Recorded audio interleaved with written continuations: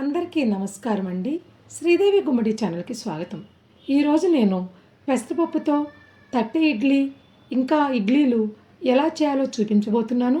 ఇడ్లీలు తినటం ఇష్టపడని వారు కూడా వీటిని చాలా ఇష్టంగా తింటారండి. ఆరోగ్యానికి కూడా ఇవి చాలా మంచివండి. ఇక ఈ ఇడ్లీ ప్రాసెస్ ఎలాగో మన వీడియోలోకి వెళ్ళి చూసేద్దామా. ముందుగా పెసరపప్పును 2 గంటలు నానబెట్టుకున్న తర్వాత కడిగి మిక్సీ జార్లో వేసుకోవాలి. దీనిలో 1/2 స్పూన్ సాల్ట్ వేసి ఇలా మెత్తగా పేస్ట్ చేసుకోవాలి.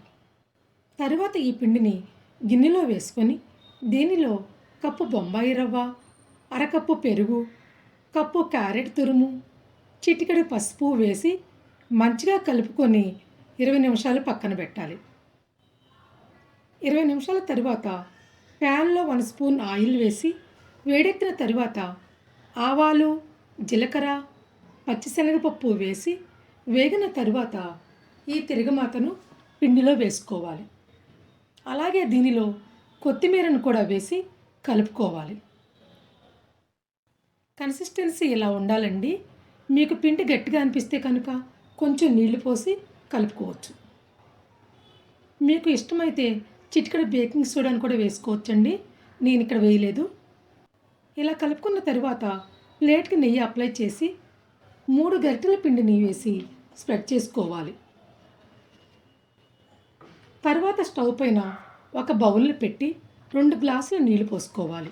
గిన్నె నల్లగా అవ్వకుండా వాడేసిన నిమ్మబద్దను వేసుకొని ఇలా స్టాండ్ పెట్టుకోవాలి. ఈ స్టాండ్పై ఈ ప్లేట్ను పెట్టి మీడియం ఫ్లేమ్లో 10 నిమిషాలు ఉడకనివ్వాలి. అలాగే ఇడ్లీ ప్లేట్స్కి కూడా నెయ్యి అప్లై చేసి ఈ పిండిని వేసుకోవాలి. వేసాక 2 సార్లు ట్యాప్ చేయాలండి. అలాగే చిన్నపిల్లలు ఉన్నట్లయితే ఇలా చిన్న ఇడ్లీని కూడా వేసుకోవచ్చండి. వేసాక ఈ ప్లేట్ని కూడా ఇడ్లీ స్టాండ్కి పెట్టి ఇడ్లీ పాత్రలో పెట్టి 10 నిమిషాలు ఉడికించుకోవాలి. ఉడికిన తర్వాత వెంటనే కదిలించకుండా 2 నిమిషాలు ఆరాక ఇలా ఎడ్జెస్ లూజ్ చేసి తీసుకోవాలి. ఈ తట్టె ఇడ్లీలోకి నేను కొబ్బరి పుట్నాలు కలిపి చట్నీ చేశానండి. మన ఛానల్లో ఈ వీడియో ఉంది, లింక్ డిస్క్రిప్షన్లో ఇచ్చాను, ఒకసారి విజిట్ చేయండి. ఈ చట్నీతోనే కాకుండా పల్లీ చట్నీ, అల్లం చట్నీ, సాంబార్తో కూడా ఇది చాలా బాగుంటుందండి. ఇడ్లీలు కూడా ఉడికాయండి. వీటిని కూడా కొంచెం ఆరాక తీసుకోవాలి. చాలా స్మూత్గా వచ్చాయి కదండి.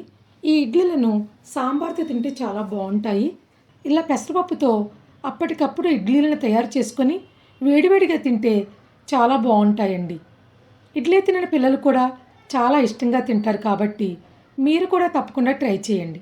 ఈ వీడియో మీకు నచ్చితే కనుక షేర్ చేయండి, లైక్ చేయండి, సబ్స్క్రైబ్ చేయండి. ధన్యవాదాలండి.